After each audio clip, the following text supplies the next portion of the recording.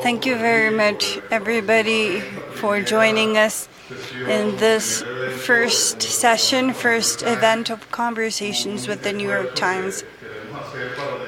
This is an effort.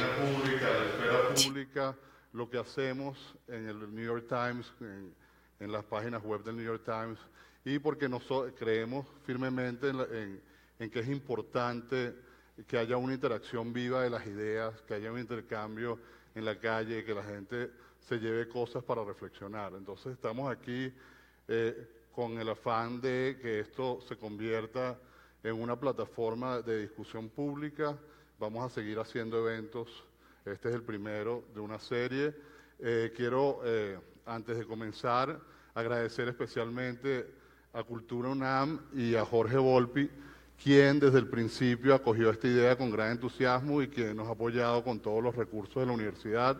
Muchas gracias, Volpi. Bueno, vamos a hablar hoy, esta mañana, de NAFTA, de cuál es el ambiente que se ha creado alrededor de la discusión sobre el Tratado de Libre Comercio de América del Norte, la crisis en la que se encuentra en este momento, que no es un secreto para nadie, está en las páginas de los diarios más importantes aquí en México, en Estados Unidos también. O sea, es una discusión, y en Canadá es una discusión muy presente, muy importante, que va a determinar en buena medida parte del futuro político de estos países y también va a afectar profundamente la economía, sea para bien o sea para lo que venga, si es que llega a terminar, ¿no? Pero yo quería empezar pidiéndole a Paul Krugman y a Jorge Castañeda, ambos han estado involucrados con la discusión del Tratado de Libre Comercio, ya siguiéndolos desde sus orígenes, ¿no? Ustedes siguieron el nacimiento de NAFTA hace 25 años, opinaron sobre esos asuntos y quería pedirles que evaluáramos un poco cuál es el estado de la situación actual tras ese tiempo, ¿no? Casi un cuarto de siglo después. ¿Cuáles han sido los principales beneficios y fallas del tratado? Y dentro de eso, ¿qué debe rectificarse y qué debe preservarse en la renegociación, si llega a ser exitosa? ¿Qué se puede ganar con un Telecan renegociado? ¿Hay margen todavía para salvarlo en las dos rondas que quedan o al menos para minimizar los daños? Sí, Paul.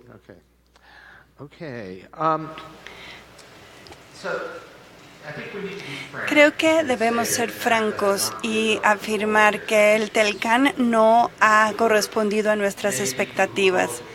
Había mucha gente que esperaría que iba a disparar el crecimiento económico rápido en México, pero eso no sucedió. Sí ha habido éxito, pero no ha sido algo espectacular. En aquella época, y creo que sigue válido, pero se suponía que el Telcan tenía que haber hecho tres cosas. Primero, la cuestión política. Tanto México como Estados Unidos compartían intereses y el Telcan tenía que fortalecer a la reforma en México. Se había solicitado un acceso al mercado norteamericano. Así que la idea era que el Tratado de Libre Comercio ayudaría a México en su transformación hacia una verdadera democracia y no solamente un sistema unipartisano o unilateral donde la democracia era incierta. Que la idea era que hubiera más Estado de Derecho y un espacio más fértil. Y para lo que creíamos que Estados Unidos representaba, pero no estoy seguro si sigue representándolo. También otro objetivo era diversificar la economía mexicana, pasar de ser un productor o exportador de materias primas y de turismo para tener un margen más amplio. Y sí, en esos dos aspectos tuvo éxito porque México en términos políticos es un lugar más democrático y también en términos económicos es más diversificado y estable de lo que era. Sin embargo, el crecimiento económico no ocurrió. El punto negativo desde la perspectiva de Estados Unidos es que sí hubo disrupción, se triplicó el comercio en ambos sentidos. pero hubo fábricas en Estados Unidos que cerraron y otras abrieron también, pero sí hubo muchísimas alteraciones, la vida de la población se sacudió. El Telcán es un éxito parcial. Ahora, ¿hubo algún error significativo en el acuerdo que deba arreglarse? En realidad no lo veo, porque ese es el cometido de un tratado de libre comercio. Tiene diferentes aspectos, también la aplicación, la ejecución de los derechos laborales, no los salarios, porque no podemos hacer demandas salariales en Canadá o en México sin destruir las exportaciones. Pero hay pequeñas modificaciones, pero se llegó al acuerdo y la mayoría de lo negativo quedó en el pasado. Hubo grandes alteraciones a partir del crecimiento del Telcán, no tanto como lo que se nos pueda ocurrir, pero sí hubo una disrupción significativa. El volumen de comercio ocasionado por el Telcán como que se ha mantenido estable en los últimos 10 años y ahorita destruirlo por completo también causaría mucha afectación. En términos racionales no deberíamos estar haciéndole nada especial al Tratado de Libre Comercio porque no es ni la salvación del universo, tampoco es la maravilla sobre la tierra, pero tampoco es una cosa terrible y creo que ni siquiera valdría la pena estar hablando sobre el tema, salvo por el hecho del presidente que tenemos en Estados Unidos de momento. Yo creo más o menos lo mismo que dijo Paul, en el sentido de que el Acuerdo de Libre Comercio, Tratado de Libre Comercio de América del Norte, ha traído ciertos beneficios a México sin duda, pero mucho menos de lo que se esperaba. Simplemente unos datos para ubicar esto. Si tomamos del 96 al 2015, es decir, desde el segundo año en realidad del TLC, y sin contar el pésimo año que fue el 95, para que tengan una idea, el PIB per cápita de Panamá creció 122% en esos 20 años, el de República Dominicana 105%. El de Perú 86%, el de Costa Rica 63%, el de Colombia 53%, el de Ecuador 40%, el de El Salvador 40%. El PIB per cápita que menos creció en esos 20 años en América Latina fue el de México, que creció 25%. El que menos creció en toda América Latina. Es lo que decía Krugman con toda razón, el crecimiento económico que iba a traer el TLC no llegó. No llegó, sí llegó un crecimiento monumental de las exportaciones mexicanas, una diversificación de las exportaciones mexicanas, no llegó el crecimiento, sí hubo un crecimiento moderado, al principio más elevado, después más moderado, de la inversión extranjera directa en México, pero sigue estando más o menos en 2% del PIB, es decir, subió y luego más o menos se estabilizó y sigue estable. Por eso, creo yo, es que no hay ningún apoyo significativo de la opinión pública en México para la negociación del TLC. Hay un gran apoyo por parte del sector empresarial, por parte del gobierno, por parte de la academia, en su mayoría, no todos, pero no lo hay en la sociedad mexicana. ¿Por qué? Porque los beneficios no han sido evidentes, o los que son reales, el llamado efecto Walmart, que sí es muy importante, que las cosas que compra muchísima gente en este país cuestan menos que hace 20 años, televisiones, iPads, teléfonos, lo que ustedes quieran, pero no genera eso una simpatía o un apoyo en la sociedad mexicana. Y por lo tanto el gobierno está solo con los empresarios negociando con Estados Unidos y con Trump. En esas condiciones es muy difícil negociar.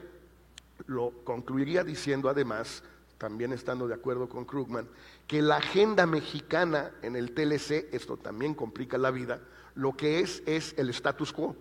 Lo que más le conviene a México es que no pase nada, que no se toque tal cual. No tenemos una agenda. Los negociadores inventan un poco que hay que modernizarlo, que el comercio electrónico, que hay algunas cosas del TPP que se podrían incluir. Todo eso es cierto, pero no es decisivo. El escenario ideal para México es que no se toque. Y eso es imposible, porque los americanos sí quieren cambiar mucho. Entonces el problema es que ellos tienen una agenda, nosotros y los canadienses en realidad no tenemos agenda. Y eso coloca al gobierno en una situación de gran debilidad negociadora, además de que, como decía, no hay un verdadero apoyo en la sociedad mexicana para el TLC de América del Norte. Antes de entrar al tema de agenda, que es un tema que a ti te preocupa mucho personalmente, que la agenda estaba en manos de Estados Unidos y la iniciativa es de Trump en este caso, ¿no? Quería preguntarles a los dos si realmente, bueno, esta pregunta es para ti, Jorge, si realmente el NAFTA, TLC ha traído más democracia para México, si eso es realmente cierto. Y la otra pregunta es si la falta de crecimiento, y esto es para los dos, que ha experimentado México, ¿tiene algo que ver con alguna falla de origen en el tratado o simplemente que, como dijo Paul ayer, no debíamos esperar o que la promesa de un crecimiento económico acelerado no estaba, digamos, bien sustentada y quizás no se debía esperar que hubiese un crecimiento y una movilidad a partir del tratado? Si quieres, sobre tu primera pregunta, el tema de la democracia, lo decía Krugman, y yo creo que sí hubo un elemento muy importante de modernización, de reformas. Los primeros años, yo creo que fue al revés. Es decir, el TLC le permitió al gobierno de Salinas perpetuar el régimen de partido único, perpetuarlo, posponer su caída por lo menos esos 6 años. De no haber sido por el TLC, probablemente desde el 94 el PRI hubiera perdido las elecciones. Pero ya a partir del 2000 yo creo que sí, la relación que se crea con Estados Unidos y con Canadá sí ha sido algo que ha fortalecido la democracia en México y puede ser un contrapeso en el futuro. Es muy difícil hacer cosas en México hoy como se hacían antes. No imposible, hemos visto muchos ejemplos, pero es mucho más difícil y eso se debe a la relación más cercana con Estados Unidos, en parte al TLC. ¿A qué cosas te refieres? Violación de derechos humanos, asesinatos de periodistas, represión local o estatal. Es decir, hay muchas cosas que todavía existen en México, pero no se pueden hacer como antes, o por lo menos yo pienso que no. Un fraude electoral generalizado como en el 88, un gasto monumental por parte del gobierno a favor de un candidato como en el 94, eso ya no se puede hacer en México y en parte, en efecto, es por el TLC, sin duda. Sí. En cuanto al crecimiento, Paul, ¿podrías decir algo? Okay. Yes. First, NAFTA Primero, was very much oversold. el Telcán sí fue sobrevendido en términos de motor de crecimiento. This isn't specifically Mexican or Y Mexican no me issue. refiero a que sea un tema específico del Tratado de Libre Comercio o de México, Orthodoxy, sino que había una cuestión ortodoxa entre los creadores de políticas, o el consenso de Washington, entre comillas, del inicio de los 90, donde era, a ver, si aventémonos todos al comercio internacional, porque así todos nos vamos a convertir en Corea del Sur, todos vamos a hacer estos maravillosos milagros del crecimiento. Pero eso nunca estuvo bien justificado ni bien cimentado en términos de la teoría de la economía, y tampoco había sustento de evidencias. Era una historia inventada que era también políticamente conveniente para ciertas personas, incluyendo gente en Washington. question of why has Mexico El tema de por qué México the Mexican disappointment o esta desilusión mexicana es un tema continuo.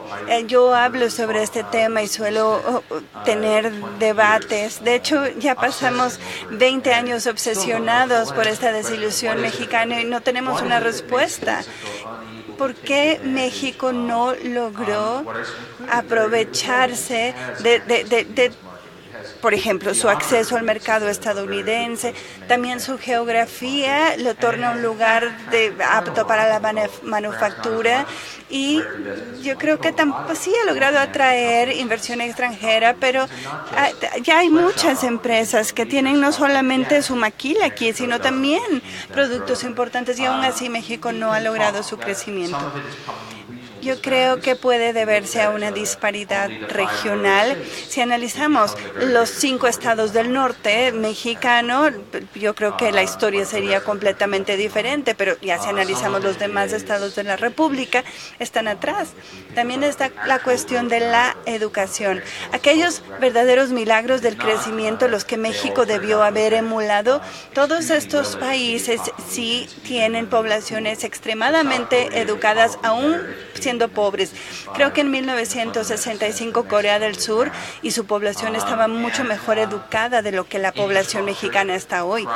La infraestructura, el crimen, la corrupción, son muchas cosas. Y creo que el punto, no obstante, es que ninguno de estos fracasos son fracasos del Telcán. No se deben al diseño del tratado ni que fuera una mala idea tener un área de libre comercio, sino que son problemas intrínsecos de México. La noción de que pudiéramos llegar a algo en las negociaciones actuales como para resolver esto sería una idea equivocada. Y por cierto, a ver, Estados Unidos tiene su agenda. Pues sí, pero tampoco es una agenda coherente. Los Estados Unidos, de hecho, no tienen ninguna historia que tenga sentido sobre lo que anhela. Los Estados Unidos solo saben que quieren algo diferente, nada más como que quieren regresar el reloj a 1995. Bueno, esa puede ser una ventaja de negociación, pero es una muy peculiar. We're going to get back to turn. Quería preguntarles a ambos, desde el punto de vista político, o sea, que hubo unas elecciones el año pasado en Estados Unidos que han cambiado mucho la situación del país y vemos a la administración Trump empeñada en deshacer muchas de las cosas que se hicieron durante el gobierno de Obama, ¿verdad? Y también, bueno, haciendo este tipo de movidas que se ven como aislar al país, etcétera. Antes de entrar allí, quería preguntarles ¿cómo se llegó políticamente hasta donde estamos hoy en términos de la renegociación del Telecán?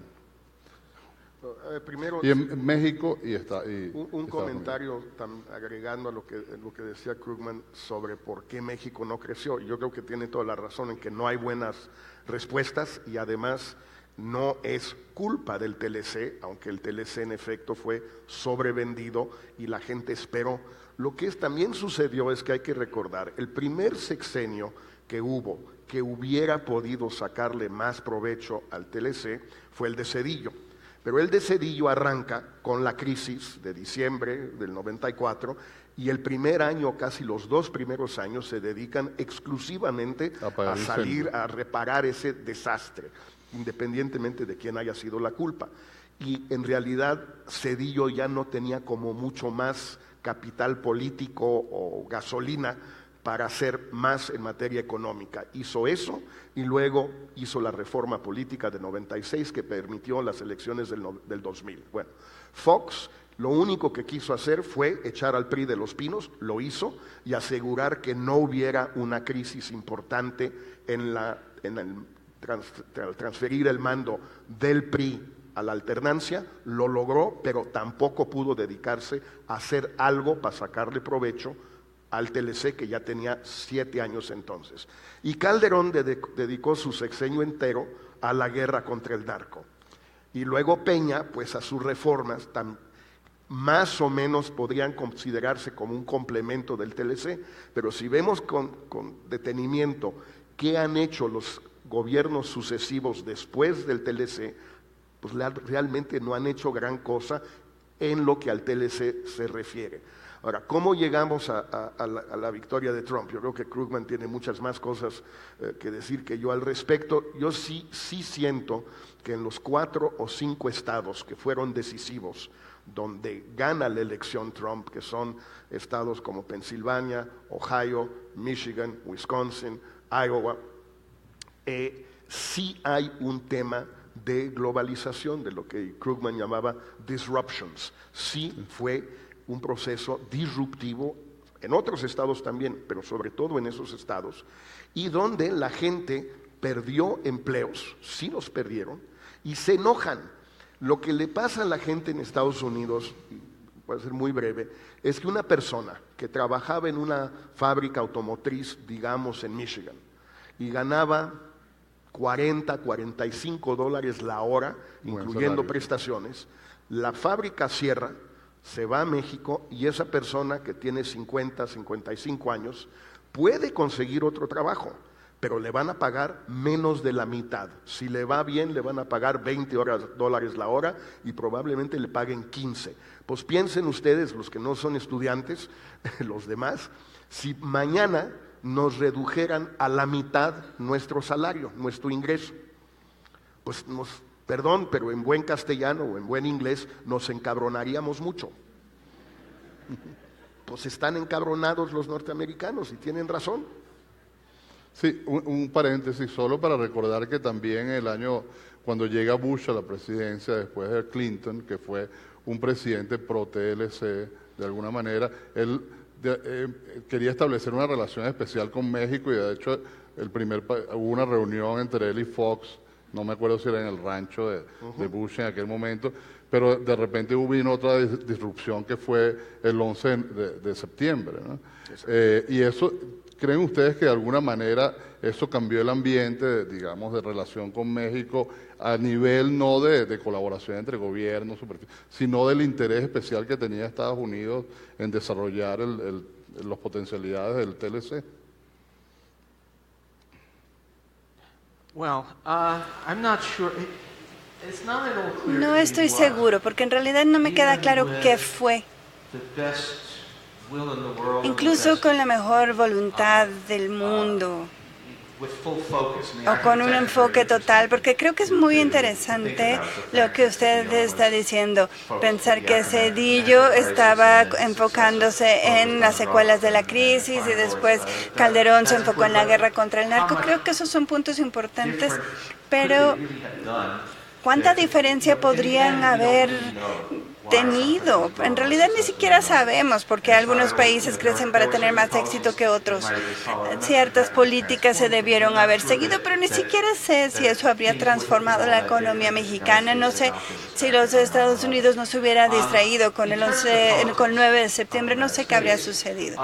Trump won. En cuanto a los Estados Unidos, I think there were multiple reasons. puedo decir que había múltiples motivos y no nos podemos olvidar de que el pueblo estadounidense hizo una elección, eligieron a Hillary Clinton, pero debido al sistema electoral pues acabó otra persona en la Casa Blanca. La cobertura de los medios en Estados Unidos a lo largo de la elección estuvieron dominados por otro escándalo, el escándalo de los correos electrónicos de Hillary. Esos ocuparon los titulares y no las agresiones sexuales de Trump hacia un montón de mujeres. Pero hay muchos obreros, muchos trabajadores cuyas vidas han empeorado, cuyas vidas realmente están cuesta abajo, en parte debido al comercio internacional, en parte debido al Telcán, pero realmente es como una fracción de la fracción de esa historia. Si quieren saber por qué los obreros votaron tan mal en los Estados Unidos y por qué están enojados, o por qué su condición de vida ha ido cuesta abajo, no, esos puntos no son suficientes para respaldar la historia. Sí les voy a contar cómo es la situación de penuria entre la clase trabajadora estadounidense. Y les voy a contar dos historias que ni siquiera tienen tanto que ver con el Telcán, pero sí. El segundo estado que más favorecía a Trump en la última elección era Virginia del Oeste, porque principalmente ellos son un estado de carbón y que el carbón es una basura, pero ¿por qué desapareció el trabajo con el carbón? No por el Tratado de Libre Comercio. Primero fue por la tecnología. porque ahorita ya, por ejemplo, lo que pasa es que la tecnología ya no necesita de los mineros, ya se puede detonar una mina y no se necesitan los mineros. Y también tenemos el fracking, ahora tenemos gas natural barato. La gente quiere regresar a las minas de carbón y le echan la culpa a México, lo cual no tiene ningún sentido, pero pues así funciona, hay que echarle la culpa a alguien. Y también odian y les tienen miedo a los inmigrantes mexicanos, lo cual es maravilloso en Virginia porque ahí no hay ni un mexicano, así que son inmigrantes imaginarios, ni siquiera son reales. El New York Times escribió un ensayo extenso sobre la lucha de los camioneros. Se ha convertido en un trabajo terrible, ganan muy poco, trabajan por muchas horas, es un trabajo peligroso. Resulta que antes ser camionero, conducir un camión era un buen trabajo, bien remunerado, y era como un trabajo de prestigio para la clase obrera. ¿Qué sucedió? A ver, sabemos dos cosas. Antes los camioneros tenían un sindicato y se aplastó su sindicato. Y antes también era una industria regulada con competencia limitada, por eso era muy fácil organizarse.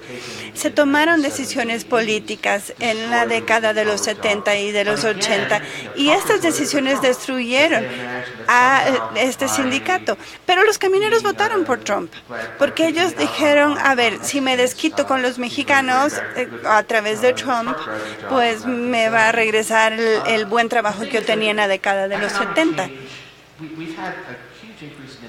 Ha habido aumento de la desigualdad, también se han devaluado los empleos regulares en Estados Unidos, en parte debido a decisiones políticas, también por la tecnología. Un pequeño componente es el comercio, pero es más fácil enfocarnos en el comercio y perdón por decirlo, es más fácil odiar a México porque México es el extranjero de al lado.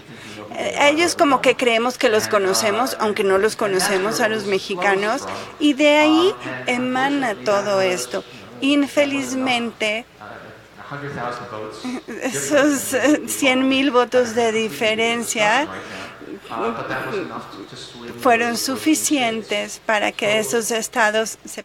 ¿Dirías tú que de alguna manera las causas del descontento entre la clase trabajadora de Estados Unidos actualmente está más relacionada con decisiones que se tomaron cuando la desregulación de los 80, finales de los 70, durante la era Reagan y después, que con propiamente los acuerdos comerciales? ¿Sí?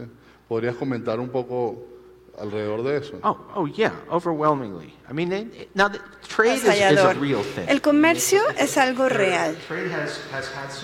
El comercio sí ha tenido efectos disruptivos, sin duda alguna. El aumento de la importación de bienes y de productos fabricados en México sí deprimió el trabajo de los obreros en Estados Unidos. De hecho, hubo también una reducción del 3 a 5% de reducción en el salario de los trabajadores estadounidenses, pero no necesariamente debido a México, mucho debido a China. Sin embargo, un punto importante es que ya que Estados Unidos pasó de ser una economía de manufactura a convertirse en una de servicios, realmente no tiene tanto que ver con el comercio. Es algo que está sucediendo en todo el mundo debido a las fuerzas tecnológicas que están fuera de la política comercial. No sindicalizamos al sector de los servicios. Antes, General Motors era la empresa con más empleados en los Estados Unidos, con un sindicato poderoso, pero ahora lo es Walmart. No tiene sindicato, tiene condiciones laborales terribles. Y eso pues no es inherente, porque no podemos sindicalizar a una empresa así. ¿Por qué no? Mejor no, ahí ni siquiera hay competencia extranjera, sino que durante el periodo en que Walmart creció fue durante Ronald Reagan, y él no seguía políticas en contra de los sindicatos, sino que más bien se hacía de la vista gorda al regular a las empresas que evitaban la sindicalización de sus empleados. Y esas fueron las decisiones políticas que se tomaron y que nos llevaron a una clase trabajadora empobrecida. Y, a ver, son los de Estados Unidos. Tenemos programas sociales que son de importancia crucial para la clase trabajadora, pero estos programas no se entienden porque creen que los programas son para ellos. Los Estados Unidos, cuando tiene un programa como una red de seguridad, creen que es un programa para negros, es un programa para hispanos, y siempre voy a regresar a Virginia. Para ellos también son imaginarios, porque ahí no hay. Por ejemplo, en ese estado, mitad de la población están en Medicare y odian al gobierno, pero no saben que es el gobierno el que se los da. El 15% de la fuerza de trabajo en West Virginia trabaja en el área de la salud y asistencia social. ¿Pero quién creen que les paga el sueldo? Pero odian al gobierno y aún así quieren las minas de carbón, y solamente el 3% de la fuerza de trabajo son mineros. Esos trabajos ya se fueron, ya no están, esos puestos. Ellos se imaginan como mineros, pero no han sido mineros por toda una generación. Pero eso es lo que quieren. Ahora, claro, si voy a West Virginia y les digo esto, yo creo que sería designada persona non grata ahí, porque finalmente les estoy diciendo que son unos idiotas. Pero ese es el problema al que nos enfrentamos. La gente tiene una imagen de lo que desea que sean los Estados Unidos. Ni siquiera lo que era, sino lo que ellos imaginaban que era. De alguna manera, ¿no? Interesante. ¿Tú quieres añadir algo? El tema, sí, solo quería agregar esto que dijo Paul, porque tiene toda la razón, es el imaginario norteamericano más que la realidad. El problema es que ese imaginario se vuelve una realidad política. Y el caso de México es especialmente complicado porque, aunque no es el problema de comercio internacional más importante, el reto más importante es China, obviamente. Sí. No hay ninguna comparación entre el déficit que tienen ellos con China y el déficit que tienen con México, pero es muy visible lo de México, pero además están los migrantes mexicanos, los realmente existentes y los que existen en la cabeza de la gente de West Virginia, en efecto. Y entonces es muy fácil juntar las dos cosas. El malo de la película es México por dos razones, no por una. No es solo por el comercio y no es solo por la cuestión migratoria, es por ambas razones. Además están medio vinculadas. El New York Times publicó hace 4 o 5 días un artículo muy largo, muy bueno, sobre una mujer que trabajaba en una planta de baleros en Indiana. Y como la fábrica de baleros iba a cerrar, se va a ir a Monterrey, le pidieron que entrenara a los mexicanos que van a trabajar en Monterrey en la fábrica, fueron a Indiana varios de ellos. La mujer va a perder su empleo, no compite con mexicanos con o sin papeles en ese empleo. No hay mexicanos trabajando en esa fábrica de baleros en Indiana, pero cuando pierda su empleo y tenga que ir a conseguir otro empleo que le va a pagar menos de la mitad en un hospital, en healthcare, en cualquier tema de salud, de asistencia social, lo que sea, ahí sí va a haber una enfermera mexicana que va a tener papeles o no, y que va a trabajar, hacer el mismo trabajo que ella por la 1/4 parte del sueldo allá. Y entonces esta señora, de nuevo, se enoja. Pero el problema es cómo las dos fuerzas, el comercio, que no es tan importante, digo, obviamente Krugman tiene 1000 veces más argumentos que yo para demostrarlo, pero estoy 100% de acuerdo con él. El problema es que el comercio que creen que existe y los migrantes que existen y los que creen que existen se juntan, y Trump ha apelado a eso de una manera muy eficaz. Muy eficaz. Y voy a decir algo. Si estas historias son reales, al hablar de alguien que perdió su empleo debido a que la planta se pasó a México, ese tipo de cosas son reales y hay muchos casos. Los Estados Unidos es un país gigante y hay cientos de miles de casos así. Pero también actualmente hay cientos de miles de trabajadores estadounidenses que trabajan en plantas que se van a vender a México o trabajan en plantas que solamente van a competir en el mercado internacional porque hacen componentes mexicanos. No tenemos una industria automotriz estadounidense y una mexicana, no. Tenemos una industria automotriz norteamericana. Entonces, si fuéramos a eliminar el Telcán, sería disruptivo y las próximas historias del New York Times serían sobre el sufrimiento de una mujer que como el Telcán se acabó, ahora ella está sufriendo porque su planta ya no existe, pero en ningún lado. Hasta hace poco estaba un poco optimista y creí que el Telcán se iba a mantener intacto y que iba a subsistir precisamente debido a todos los trabajadores. Y también porque, como conozco al presidente de mi país, sé que los empresarios estaban presionándolo, tratando de presionarlos para continuar con este sistema de comercio unificado. Y creí que Trump, nada más por berrinchudo y por rencoroso, no iba a querer hacerle tanto daño a estas industrias. Pero ya que vi lo que le hizo al sistema de salud la semana pasada, creo que es muy posible que acabe con el Tratado de Libre Comercio y ya no soy tan optimista. El cambio tiene efectos de diferentes índoles sobre la gente y el Telcán es parte del tejido de nuestras sociedades. Ahora, regresar al pasado sería algo muy disruptivo y doloroso. And I have a question. Hay que tratar de ver qué hay detrás de la escena política, ¿no? De alguna manera, que gana Trump con esto, ¿no? Tú dijiste que Trump busca arrancarle el corazón a NAFTA, es una imagen bastante fuerte, ¿no? Un poco desmantelar el acuerdo y en ese sentido tendría un efecto destructivo en la fábrica, en el tejido social de ambos países, ¿no?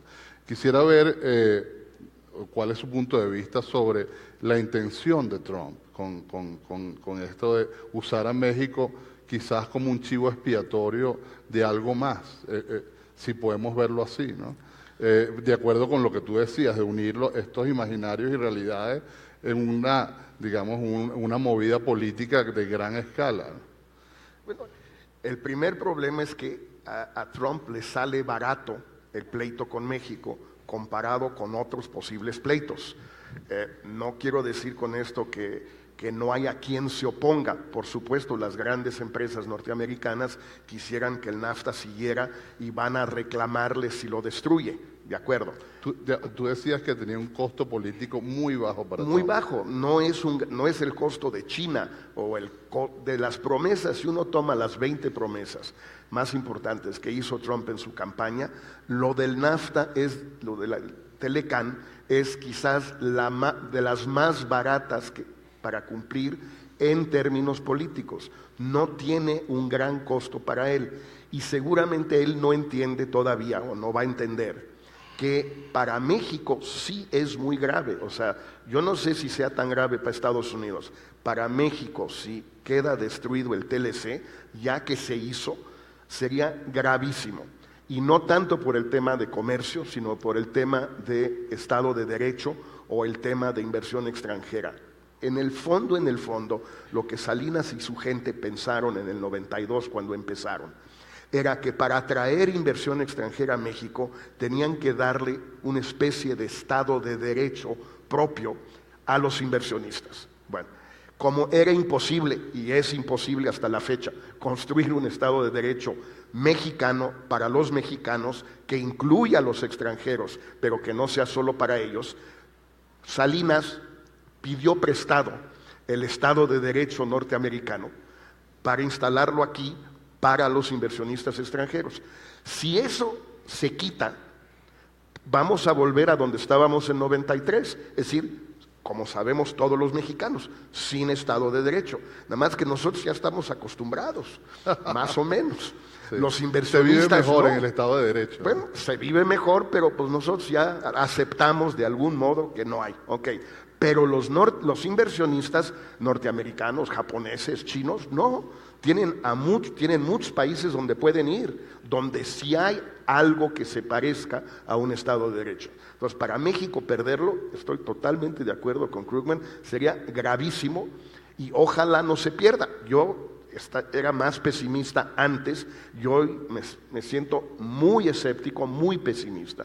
Yo creo que lo que ha hecho Trump, lo que han hecho los negociadores estos últimos días, ha sido plantear tantas propuestas claramente inaceptables, que la única lógica que yo veo ahí es que quieren destruirlo, si no, no se entiende, porque no es una táctica negociadora, ni siquiera la más loca, de plantear 20 cosas, podríamos enumerarlas, que saben que o México o Canadá o ambos no pueden aceptar.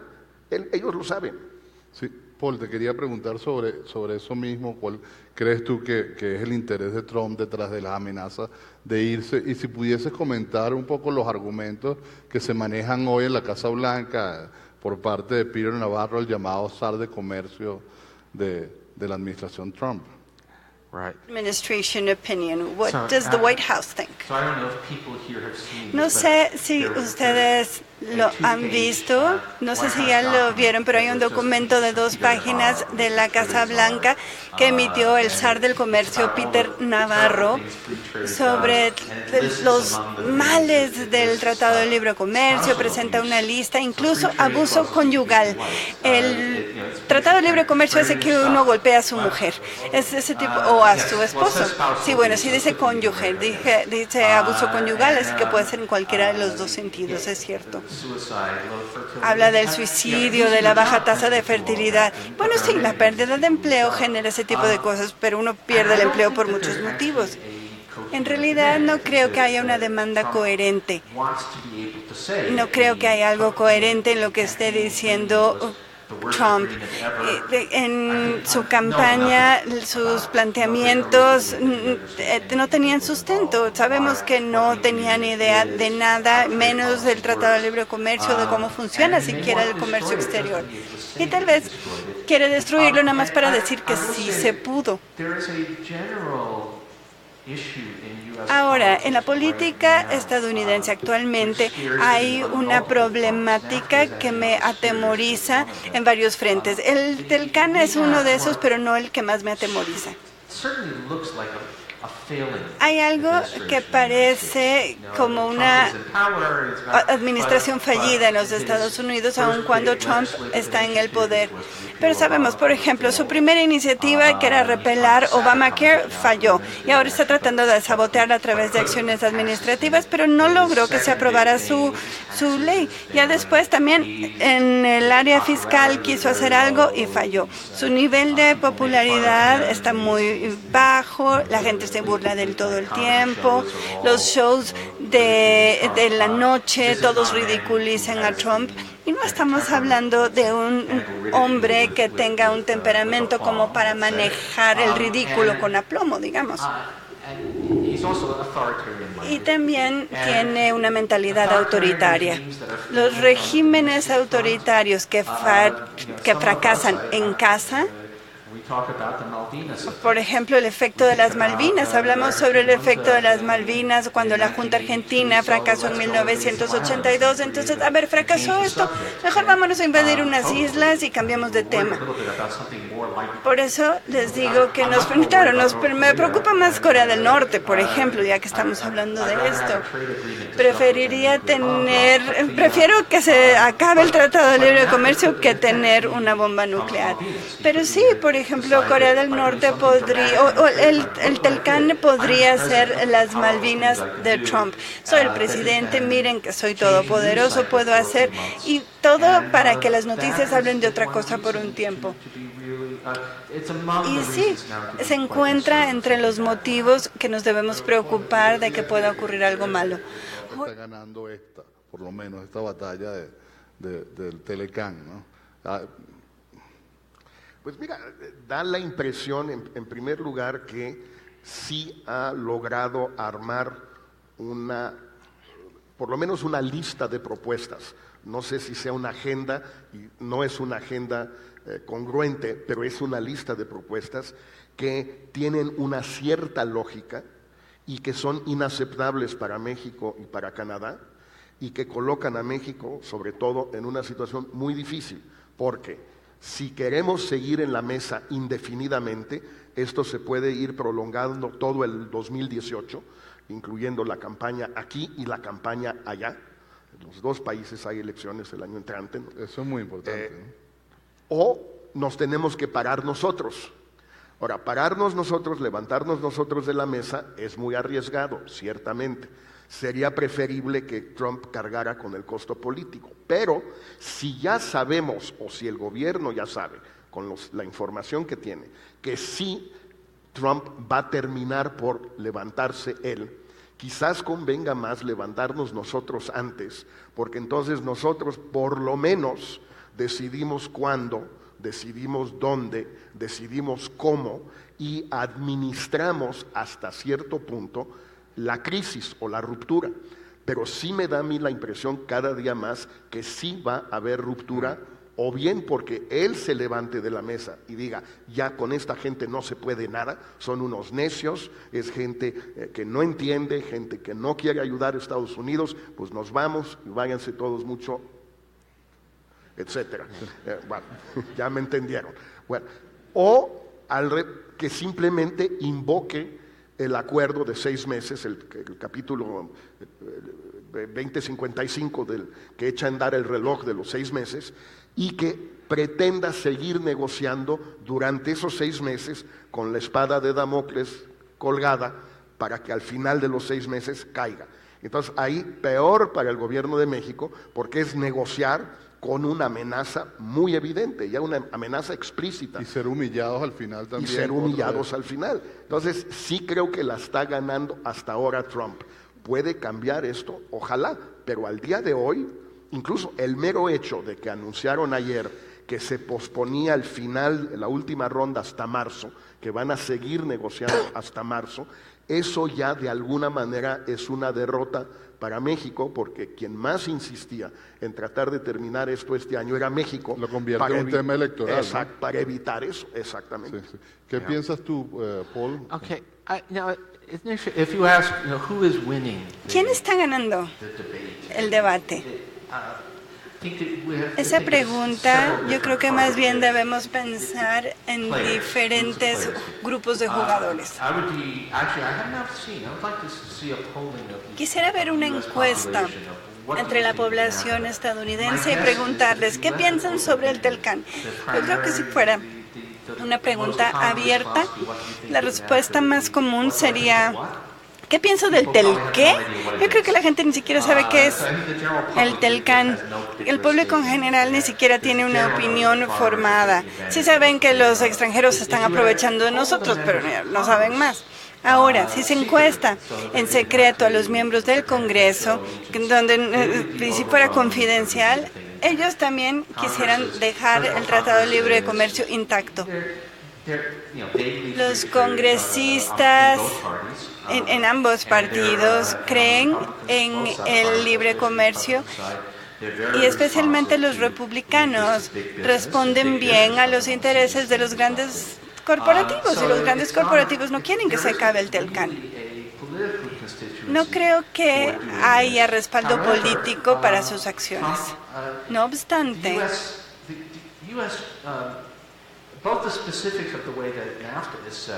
los detalles del Telcán y de la política comercial de los Estados Unidos le da todo el poder al presidente para hacer lo que quiera.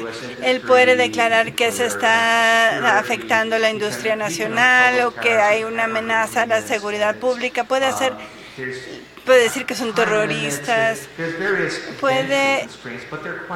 tal vez hay algunas limitaciones, pero son pocas. La capacidad de que el presidente de los Estados Unidos haga lo que quiera, por lo menos 6 años o un año, es enorme. Así que si Trump quiere acabar con el Telcán, lo puede hacer y puede detonar el acuerdo y puede detonar otras cosas que me dan más miedo que la política comercial. tiene la gran ventaja de poder forzar el tema. Ahora no me queda claro si realmente quiere algo en particular. Sí, ya vi las aparentes demandas de los Estados Unidos en la negociación. Por ejemplo, yo creo que si fuera así, él dice que hay que renovar el tratado cada 5 años. Pero no, ¿cómo puede ser? Porque el objetivo del TELCAN no es tener aranceles bajos, sino tener acceso a los mercados, que haya constancia y también tener derecho a apelar las decisiones, que también forma parte de la certidumbre que nos ofrece el Tratado de Libre Comercio. Las propuestas de los Estados Unidos no son para que el tratado funcione mejor, sino más bien para degradar el aspecto del libre comercio. Y en serio, ¿es eso lo que quieren o solo quieren ganar? Yo creo que Trump quiere ganar, quiere ser capaz de decir, miren, puede destruir algo que habían hecho. En relación a esto, ¿cuáles serían las consecuencias políticas del fin del TELCAN tal como lo conocemos hoy, si Estados Unidos se retira, para México y Estados Unidos? ¿Cómo afectaría el juego político de las naciones independientemente la una de la otra? Mira, una de las cosas extrañas, por lo menos hasta ahora, que han sucedido en México, siento yo, es que no se ha vuelto un tema al día de hoy de campaña electoral en México.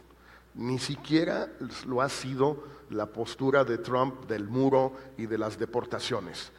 La verdad, se discute mucho más otros temas, no temas de política exterior en general y en particular no estos temas, sobre todo de comercio. Ahora, ¿qué va a pasar si en efecto Estados Unidos se para de la mesa o México se adelanta y se para primero a principios del año entrante? Pues difícil saber. Uno podría pensar que esto le ayudaría a la candidatura, digamos, más nacionalista, más populista, si se quiere usar ese término, o menos proamericana, si se quiere usar ese término, da lo mismo, que sería la de Andrés Manuel. Bueno, tal vez le ayudaría, pero al día de hoy eso no ha sucedido. No pensábamos muchos, hace un año, digamos, cuando Trump ganó, que esto le iba a dar un fuerte impulso a López Obrador. Al día de hoy no ha sucedido. En las encuestas se mantiene más o menos donde ha estado desde hace un año y no hay ningún elemento en las encuestas que nos permita pensar que Trump le haya ayudado a López Obrador o haya perjudicado a las alternativas, ya sea del PRI, ya sea del llamado parte frente. Porque la campaña no ha empezado tampoco, ¿no? También puede ser eso, Sí, puede ser eso, al día de hoy, ¿no? Yo creo que es muy importante, Paul. Primero que todo, tú ayer decías que hay 2 escenarios básicos de la salida de Estados Unidos del TELCAN. Uno es un estilo Brexit, un light, y el otro es un nightmare, ¿no? La pesadilla, un escenario de pesadilla que afectaría profundamente a México. ¿Cómo So lo that- ves en lo político? Yeah, so let me, since different audience, let me repeat this. Ya que tenemos un So público there's a diferente soft hoy, lo voy a end to repetir. NAFTA, which is Hay un said to be fin very suave down al to TELCAN, que es tariffs that were in existence. referirnos a la Organización Mundial del Comercio y su reglamento, como por ejemplo los ataques terroristas, algo así. No dejaría grandes consecuencias, más que la incertidumbre para la inversión. Eso sí sería importante, pero no sería catastrófico. Y sería como Brexit. La Gran Bretaña no va a tener una guerra de proteccionismo contra la Unión Europea, pero sí va a haber una inhibición al comercio exterior. Ahora, el escenario duro no solamente es que se disuelva el TELCAN, sino que Trump le imponga 20% de aranceles a los productos mexicanos. Eso sí sería algo muy negativo para ambas economías, de hecho. Pero no tengo idea. No sé cuál de los 2 escenarios sea el que se dé. En lo que concierne a las consecuencias políticas, el comercio no ha sido un tema sobresaliente en Estados Unidos desde las elecciones. A ver, ¿qué es lo que vemos todos los días en las noticias? Suelen ser principalmente los jugadores de fútbol o Trump, que acaba de insultar a la viuda de un veterano de guerra. O también se habla mucho sobre la política nacional, sobre el sistema de salud. Por eso no sabemos bien cuál sería la reacción del pueblo. Me he equivocado muchísimo sobre los mercados, al igual que todos, pero sí. Aunque lo que sí debo decir es que el área empresarial no quiere que se acabe el Telcan. Así que sí se afectarían las acciones y el empleo en los Estados Unidos. Eso sí creo.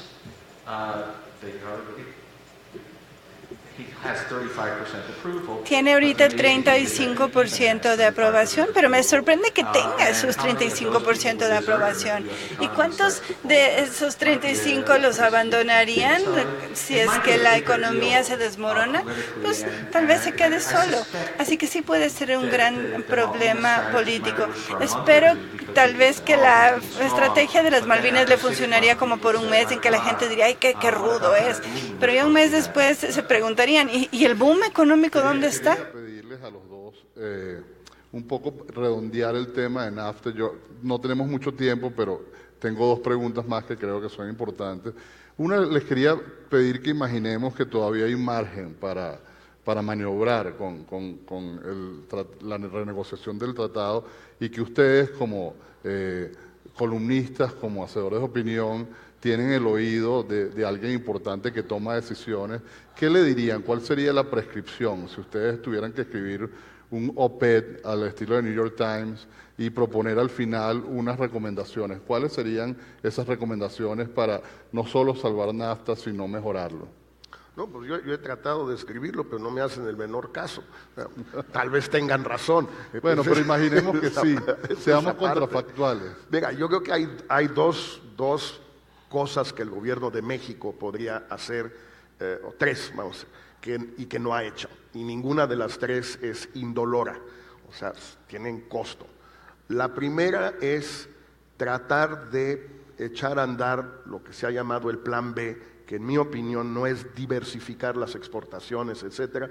Creo que eso no tiene mayor viabilidad para México, pero sí tratar de meter a la legislación secundaria mexicana mucho más de lo que hay en el NAFTA, de lo que hay en la legislación mexicana, pero sobre todo darle el mayor componente de arbitraje internacional a eso que se incorpore a la legislación mexicana. Es decir, darle a los inversionistas una especie de garantía mexicana con apoyo internacional en lugar del TLC por si se acaba.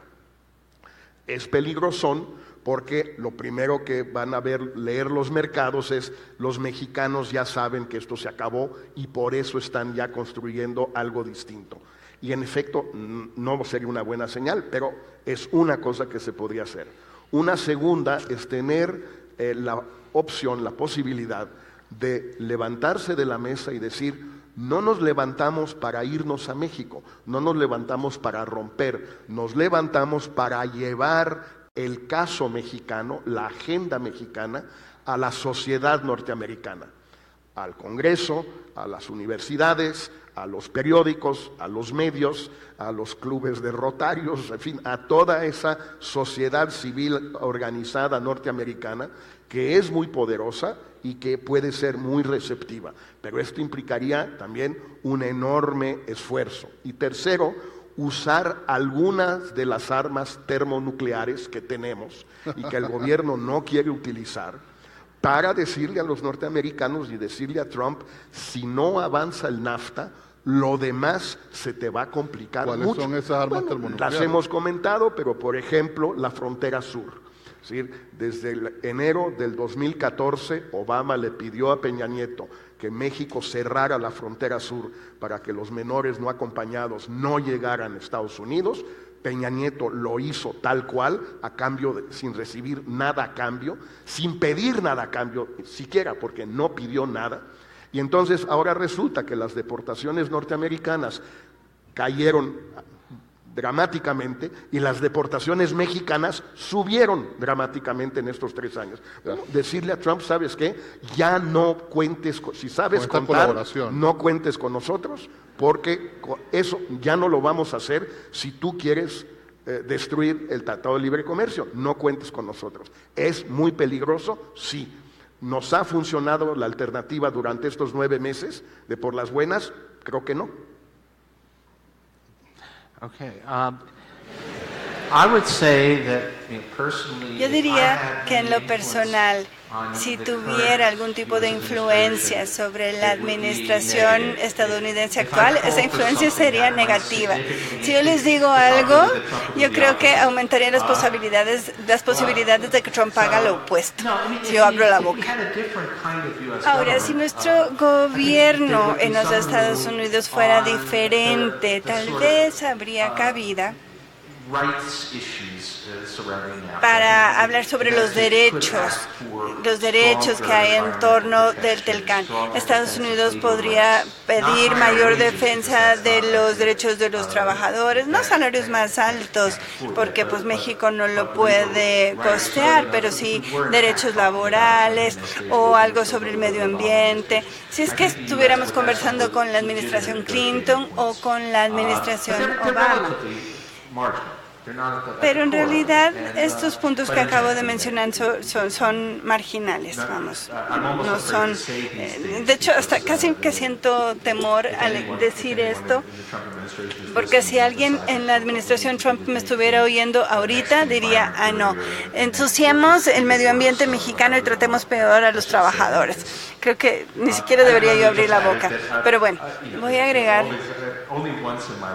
que solamente una vez en mi vida pude platicar con un político y realmente me hizo caso, y fue el primer ministro de Japón, así como que no aplica mucho para esta situación aquí. Bueno, no quería terminar con una nota tan baja, ¿no? tan pesimista, porque sabemos que los efectos van a ser muy importantes, incluso pueden golpear muy duramente la economía mexicana. Bueno, vamos a ver cómo se desenvuelve esto, ¿no? Uno se preocupa un poco con el escenario del TELCAN, una campaña política, ¿no? De qué puede pasar en el año que viene, y si esto podría llevar acaso a tener al frente de los pinos a un líder populista quizás, y en Estados Unidos otro líder populista o falsamente populista, y cómo afectaría esto la relación binacional, ¿no? Es un escenario que no vamos a tocar ahora porque es muy complejo, pero ya que estamos aquí en uno de los centros neurálgicos de la educación en México y América Latina, la universidad más grande de América Latina, y Paul ha dicho que bueno, la educación es uno de los, digamos, de los pilares del desarrollo, un desarrollo más redondeado y más competitivo a futuro. Quisiera pedirles que ofrezcan a los estudiantes que están aquí un mensaje de cierre, ¿no? Alrededor de por qué vale la pena seguir formándose y estudiando y trabajando duro, a pesar de estar viviendo ahora en un mundo que es muy confuso, que parece en caos constante. Bueno, mira, yo creo que lo más importante que hay que subrayar para los jóvenes es que a pesar de Trump y a pesar de muchas locuras que hay en el mundo, y a pesar de los temblores de hace un mes exactamente, y a pesar de Ayotzinapa, y a pesar de Corea del Norte, el mundo hoy es un mundo mucho mejor que el mundo de hace 50 años o de hace 100 años. Es un mundo donde hay menos pobreza, enormemente menos pobreza, donde en el mundo en su conjunto probablemente haya menos desigualdad, donde hay menos guerras, hay menos violencia en el mundo, no en cada lugar del mundo, en cada momento, pero en su totalidad. Es decir, el mundo donde van a salir estos jóvenes a buscar trabajo, a crear una familia, a vivir, pues es un mundo mejor. Y yo creo, por cierto, que México también es un país mejor que hace 30 o 40 años. Yo no entiendo de dónde viene la nostalgia por un pasado autoritario, igual de corrupto o peor que el actual, un pasado donde se violaban muchísimo más los derechos humanos, incluyendo con estudiantes de esta universidad y de estas facultades, y donde había más pobreza y más desigualdad, mucha más, que ahora. Es decir, no hay una época de oro en México, no hubo tal. Eso es un invento como el invento de los norteamericanos de Make America Great Again, como qué América quieren. Pues muchos en México también dicen, es que ¿antes qué? ¿Antes? ¿Quieren volver al régimen unipartidista? ¿Quieren volver a la economía protegida? ¿Quieren volver a cuando no había medios, donde este evento y el de ayer eran inconcebibles? Inconcebibles. Y mucho menos que haya ido Krugman a la televisión hoy en la mañana, o ayer en la mañana. Inconcebible todo eso. ¿Quieren de veras? No, es un mejor país que el que teníamos antes. ¿Podría ser mucho mejor que eso? Sí. ¿Alguien quiere volver a lo que teníamos antes? Y no me refiero a ningún candidato, es una nostalgia que está mucho más arraigada en la sociedad mexicana que las campañas y que los candidatos y los partidos. Es algo muy arraigado que no tiene el menor sentido si alguien solo piensa en lo que era el país, la universidad, la Ciudad de México hace 30 años, hablando de sismos. Paul. Yeah, in fact, well, we happen to be the same age. Y de hecho, resulta que somos de la misma edad nosotros dos. Y sí, nos acordamos de los buenos tiempos. Pero los buenos tiempos no eran buenos. Así que, desde la perspectiva de los Estados Unidos, sí hay pérdidas a veces, pero si pienso en Estados Unidos en la década de los 70, en los Estados Unidos hoy, preferiría la de los 70, pero por supuesto que no. Y no solamente por el racismo, por el sexismo, por el ambiente puerco, contaminado y la terrible calidad de vida para mucha gente. A pesar de que ha habido pérdidas, a pesar de que hay aspectos negativos, la verdad es que ha habido progreso social y moral. Sí somos un lugar mejor.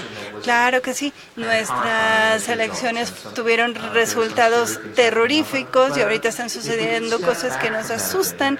Pero si nos alejamos de eso, incluso si logramos sobrellevar los próximos años sin que acabe el mundo, tal vez podremos decir, miren, de estos últimos 50 años sí han sido de progreso. Y veamos lo que sucede en el mundo. La pobreza global se ha reducido ampliamente. Cada vez más gente tiene un estándar de vida mejor, decente. Y aquí, ya que son ustedes estudiantes, debo decirles que la gente educada es la que ha podido lograr el cambio, la que trata de entender cómo funciona el mundo y qué es lo correcto. No nos convertimos en una sociedad más tolerante, más abierta o más limpia solamente por ósmosis o por algo espontáneo. No, se debe al estudio, al aprendizaje, a enterarse y darse cuenta que existe la posibilidad de hacer las cosas mejor. A largo plazo, soy optimista sobre el papel de la educación, soy optimista por el futuro, asumiendo que la Vamos a empezar ahora con la ronda de preguntas del público y luego también vamos a hacer unas preguntas de nuestro Facebook Live, ya que este evento está siendo transmitido a través del Facebook Live del New York Times en español. Sí, muchas gracias.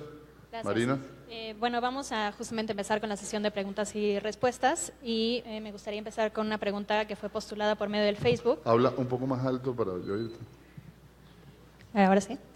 Sí. Una pregunta que fue postulada por medio de Facebook por José Jaime Paulín, que está muy vinculada a la pregunta que justamente acaban de responder, que es ¿cuál es y debe ser el papel de los jóvenes en el orden económico global?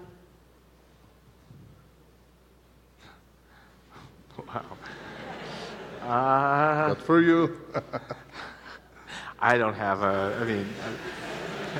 You are the future, No tengo, a right? ver, les puedo decir que son el futuro. Ustedes son el futuro, ¿verdad?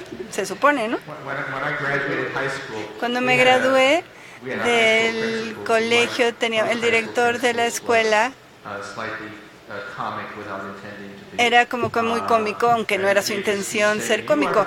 Y nos dijo, ustedes son los líderes futuros y también los seguidores de América. Son los líderes y también los seguidores del mundo. But perhaps they're...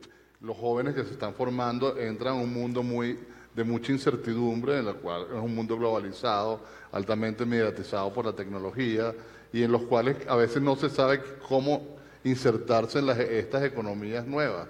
¿Hay alguna clave que se pueda seguir?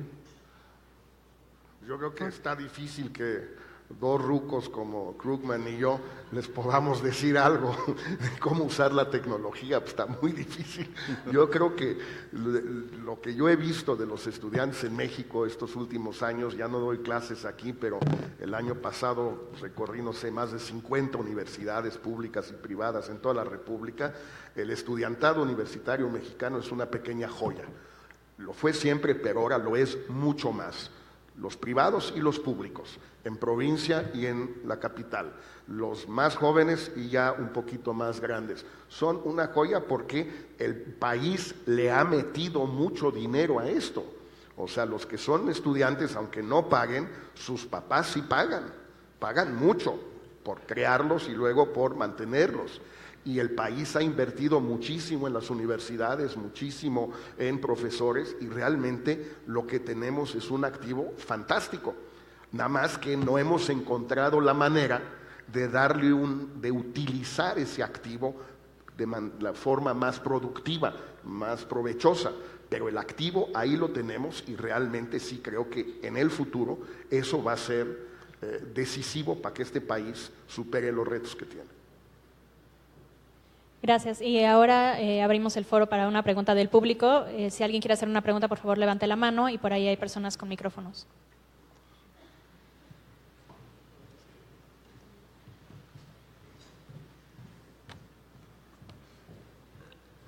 Tratemos de que la pregunta sea puntual para poder darle oportunidad a otra persona de preguntar, ¿sí? Gracias. Al señor Krugman, ayer comentó que una presidencia imperial como la de Trump pudiera acabar con el Tratado de Libre Comercio. ¿Qué elementos considera que pudieran molestar a Trump para hacer acabar el tratado? Gracias. Oh, I mean, I don't think he has any clear cut. Yo no creo que él tenga alguna idea clara y que no creo que tenga una perspectiva clara sobre cuál es el problema. Solo sabe que para él es un problema. Así que sería difícil incluso decir que él lo dejaría satisfecho. De acuerdo con los reportes, en sus reuniones de gabinete, con su gabinete, él dice, a ver, quiero terroristas, y nadie sabe por qué quiere terroristas, todavía no entendemos. Pero el punto es que yo creo que quiere que lo vean haciendo algo diferente, que esté como que está haciendo algo. Y no sé si él quiere realmente llegar a un acuerdo con México. Yo creo que más bien lo que quiere es ganar. Pero en cuanto realmente a la sustancia, creo que no hay mucho ni que decir. Another question. Llega el micrófono. Aquí hay otra pregunta hecha por medio del Facebook Live, postulada por Saúl Herrera, quien pregunta, ¿qué cambios más inmediatos debe implementarse en el modelo de crecimiento y en la política económica para México, dada la experiencia de las últimas 2 décadas? El modelo de desarrollo, eso es muy bueno. Okay, so how many hours do we have here? ¿Cuántas horas tenemos? Me dijeron que solo 2. El problema es que para responder una pregunta así, o me tengo que explayar mucho o les voy a dar una versión súper corta, que es, nadie sabe.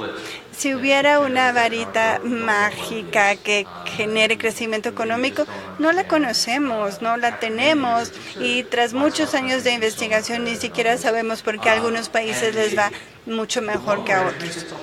Y más bien yo creo que tiene que ver con una lista de cosas.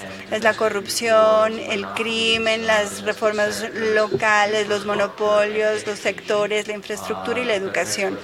Porque México ha tratado de avanzar en la educación, pero no ha sido suficiente. La educación es un proceso que requiere de 20 años antes de que ese niño de 5 años que está siendo bien educado se convierta en un trabajador productivo. Así que creo que son todos los puntos anteriores. Si hubiera un botón y yo supiera que si lo oprimo, México se convertiría en Corea del Sur, pues les diría cuál es, pero nadie lo conoce. And I think Bueno, yo creo que si él no sabe, yo menos. Lo que sí sabemos es lo que no ha sido suficiente, digámoslo así. O lo que sí sabemos son algunas cosas que seguramente son obstáculos al crecimiento y que no hemos podido superar. Él ya mencionó muchas, repetiría 3 que son evidentes. El tema de la corrupción es indudablemente un obstáculo al crecimiento. ¿Qué tan grande es ese obstáculo? Es muy difícil saberlo, porque hay países con corrupción que sí han crecido. O sea, Corea del Sur no es precisamente un ejemplo de honestidad y probidad los últimos 30 años, ni mucho menos.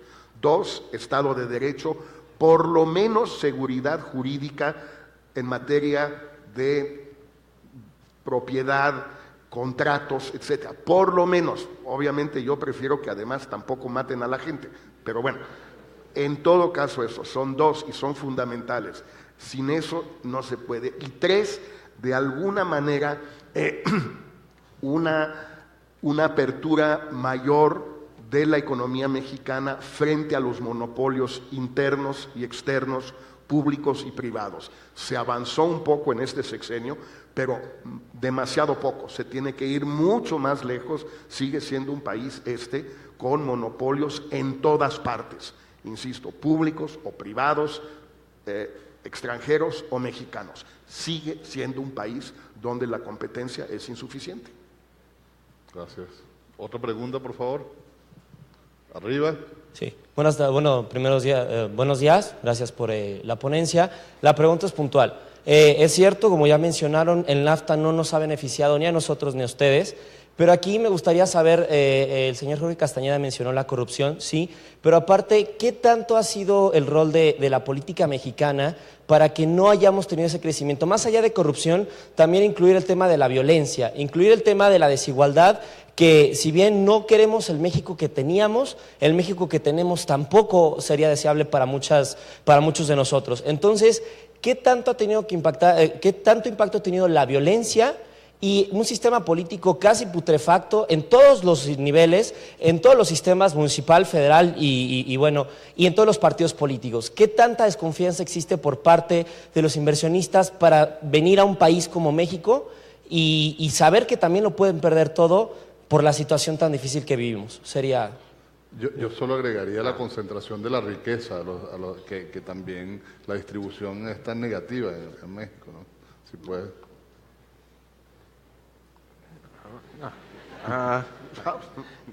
Era para ti. I suspect we will give the same answers. Jorge, yo creo que vamos a tener las mismas respuestas. No, I mean, certainly. A ver. La corrupción, el Estado de Derecho, todas esas cosas tienen mucha importancia. Y creo que le importan más a las empresas pequeñas o medianas. Si Nissan quiere abrir una planta, yo creo que tiene todo lo necesario como para sortear los temas de la corrupción. Pero si alguien tiene una idea ingeniosa en México y quiere arrancar su empresa, pues sí se va a enfrentar a los problemas y a los impedimentos de la corrupción. A ver, la desigualdad. Hay un argumento entre los economistas sobre el gran problema que representa la desigualdad para el crecimiento económico, y soy más bien cauteloso porque creo que mi propia política me lleva a creer que la desigualdad realmente es mala para el crecimiento. Pero no pudo ser concluyente. No hay evidencia clara tampoco que la reducción de la desigualdad nos aumente el Producto Interno Bruto. Así que también hay cosas que sabemos cómo hacer, o cosas de las que en México ya ha hecho, por ejemplo, más ayuda a la población pobre o tratar de cobrarle más impuestos a los ricos. Y no se requiere de una revolución, solamente que haya reformas. Y ha sucedido, los países han podido avanzar en esa dirección, tal vez ustedes pudieran avanzar un poquito más. Y solo Dios sabe que este problema existe en ambos lados de la frontera. Más o menos lo mismo. El tema de la violencia específicamente, yo sí tengo la impresión que desde que Calderón empieza con su guerra contra el narco, sí ha habido un efecto disuasivo en materia de inversión, sobre todo extranjera, pero también mexicana, como decía Krugman, de medianas empresas. Decía él de General Motors, la Ford abre su primera planta, o de Nissan, perdón, la Ford abre su primera planta en México, en el norte de la ciudad, en 1924. O sea, llevan casi 100 años aquí Ford armando coches, no producían coches, los armaban, ahora producen un poco más. Bueno, Ford, General Motors, Nissan, las grandes empresas, las grandes multinacionales pueden sobrevivir con la corrupción, con la falta de Estado de Derecho e incluso con la violencia, porque pueden contratar a guardias privados, ejércitos privados, todo lo que tú quieras. Eso, ellas sí, las otras no. Y entonces el problema es que el ambiente de violencia que hay en distintas partes del país en cualquier momento determinado de los últimos 10 años, lo que hace es que impide que la inversión crezca más, se diversifique geográficamente en términos de tamaño, de dimensiones, en términos de actividad económica diferente, y seguimos estando más o menos con la misma inversión extranjera, sobre todo como proporción del PIB, que hace 20 años. Andamos como en 2,5% y no se mueve de ahí, 2.7, 2.8. Necesitaríamos por lo menos el doble, para estar en el nivel de Brasil o de Colombia o de Chile en términos de porcentaje del PIB, pero sobre todo para poder crecer. Yo no veo quién va a querer venir a invertir, que no sea una multinacional gigantesca, donde cuelgan a la gente de los puentes. Amanece en la mañana y hay unos colgados ahí. Pues ¿quién chingados va a querer venir a invertir aquí? Pues con razón. Tenemos tiempo para 2 preguntas y cerrar, ¿sí? Claro. Primero es una pregunta también de Facebook y de nuevo regresamos al público. Patricio Arredondo pregunta que de cara a recientes desastres como los huracanes que han afectado a ambos países, ¿de qué manera deben comprometerse y trabajar pese a las enemistades actuales en materia de desarrollo sostenible? Wow. This is a subject that upsets me a lot. Es un tema que de hecho me molesta un poco. Because we are at a moment both of, the environmental crisis is becoming visible. Porque ya las crisis ambientales se están volviendo visibles. Claro, un huracán solito no se le puede atribuir al cambio climático, pero una proliferación de varios huracanes intensos son justo lo que el modelo predecía. Y al mismo tiempo, la tecnología de la energía renovable está en su mejor punto, casi no funciona con subsidios y de hecho sería muy fácil estar todos a bordo del desarrollo sostenible en el mundo. Pero hay un obstáculo en medio, es decir, el Partido Republicano de los Estados Unidos. Y si a alguno de ustedes se les ocurre cómo puedo deshacerme de ese obstáculo, cómo quitarlo de mi camino, pues ya, la vida se me soluciona. No. A esa elocuencia. Otra pregunta resignada del público por allá.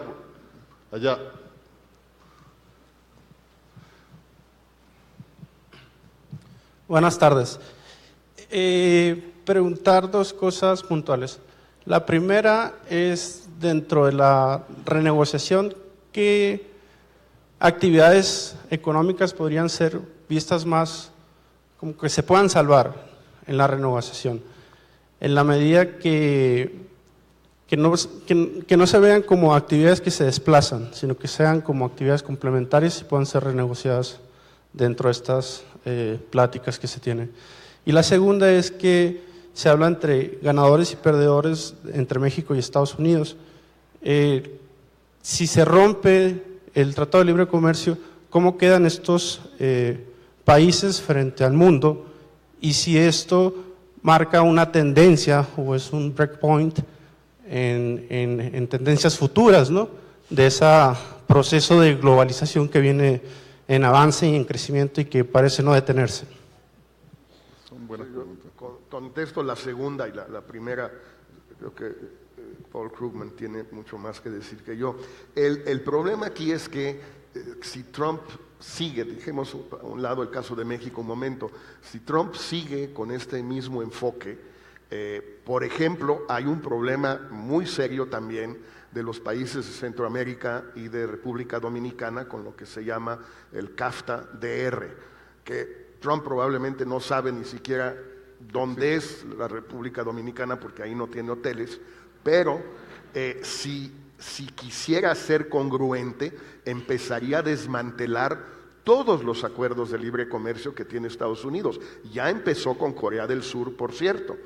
Pues lo haría con CAFTA-DR, Colombia, Perú, etcétera, Chile, y eso sí, para estos países no es tan importante como para México, pero sí es muy importante. Un segundo elemento también es que poco a poco, y esto tiene que ver con el acuerdo de Irán, el acuerdo de París, etcétera, que Estados Unidos se vuelve un socio poco confiable, porque si llega un gobierno y cambia o destruye o deroga los acuerdos que firmaron los anteriores, sea el de Irán, sea el de París, sea el TLC, lo que ustedes quieran, o la contribución de Estados Unidos a la UNESCO y se sale de la UNESCO, o podría ser al Banco Mundial. A la UNESCO quizás no nos importa demasiado a nosotros, debiera, pero bueno, pero el Banco Mundial a nosotros nos importa mucho y a los países pequeños de África, o pobres de África y Asia y América Latina, importa muchísimo. Bueno, si deja de ser un socio confiable Estados Unidos, eso es muy grave para el mundo. Lo único peor que un Estados Unidos fuerte y excesivo es un Estados Unidos fuerte y desbrújulado. Es mucho mejor que tengan brújula, aunque la brújula no nos guste. Esto puede ser un verdadero desastre. Para México es lo de menos. Pero es una destrucción del orden internacional hasta cierto punto, ¿no? Pues sí. De la globalización también. Yeah. No, Así es. I think there's a real possibility that, Creo que está la clara posibilidad de que podríamos iniciar un proceso de que se despliegue la globalización. No debemos ser apocalípticos, pero la posibilidad existe. Y sí debo decir que al referirnos a países como ganadores o perdedores, el verdadero secreto de entender las negociaciones comerciales es que sí, hay ganadores y países, pero no son los países, son los grupos de interés dentro de los países. Y siempre hay un ganador y perdedor, o hay varios en cada país. Pero la idea de que somos nosotros contra los mexicanos, no, eso está mal. Y de hecho, lo que importa es que hay muchas personas que van a ganar del TELCAN en Estados Unidos y también grandes perdedores. Y no necesariamente es quien uno piensa. Cuando suelo ser optimista, cuando soy optimista, yo creo que, por ejemplo, las tortillas van a acabar salvando el acuerdo, porque en algún punto los granjeros de Iowa se van a dar cuenta de quién les compra el maíz. Y eso, ahorita están apoyando a Trump, pero tal vez se van a dar cuenta, espérame tantito, estás a punto de destruir la economía de mi estado y ya ahora quién me compra las tortillas. Nos queda tiempo para una pregunta. We have time. Por allá arriba. Allá arriba, sí, él se la ganó. Gracias.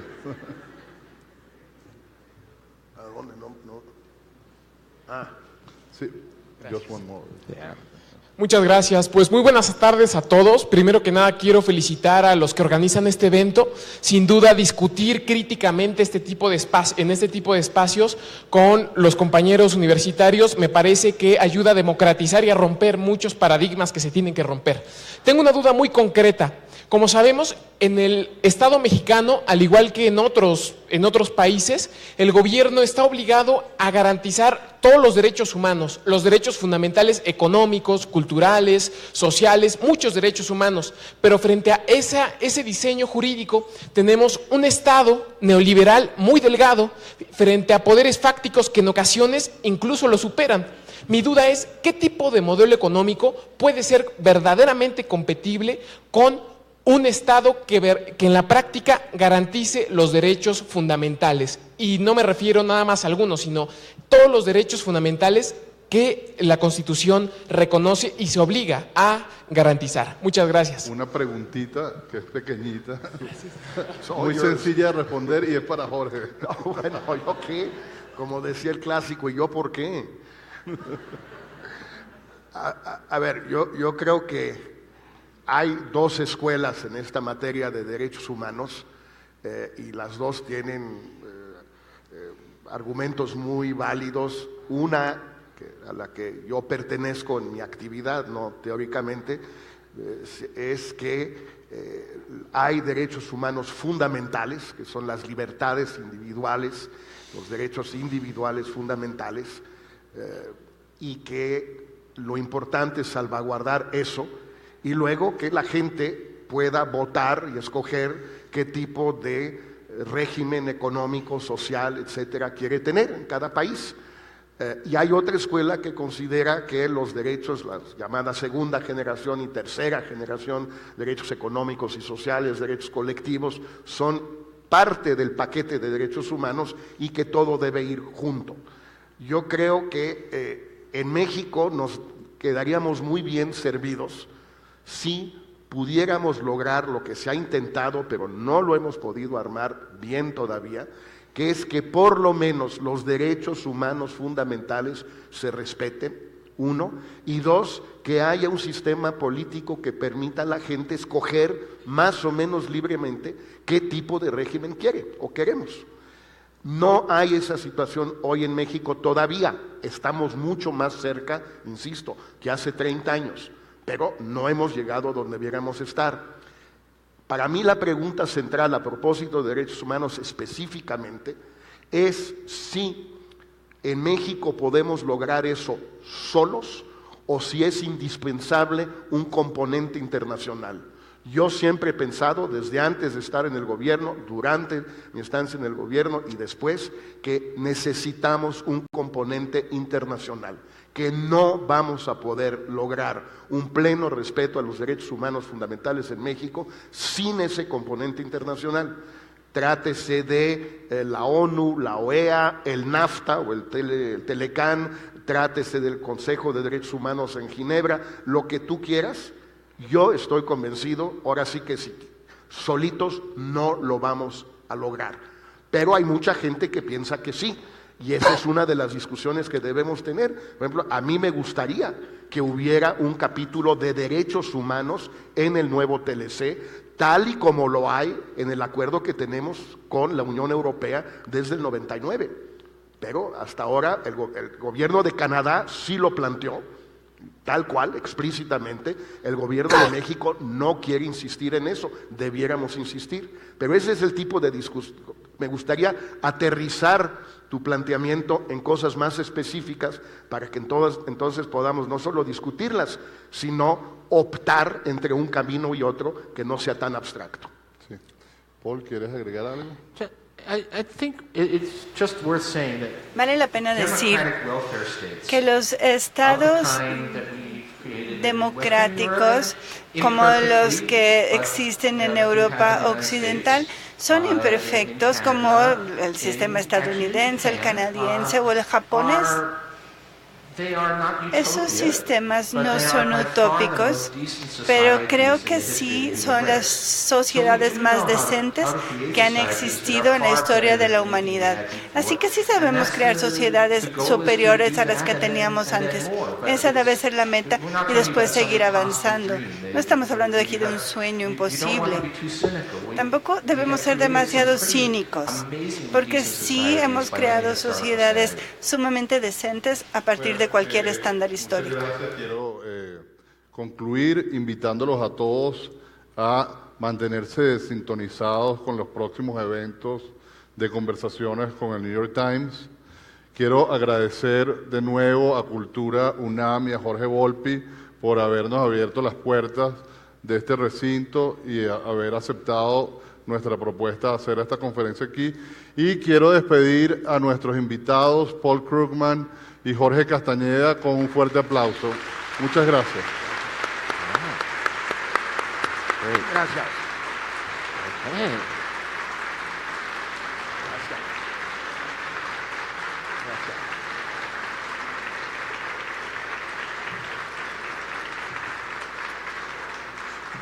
Creo que tenemos que alinearnos acá.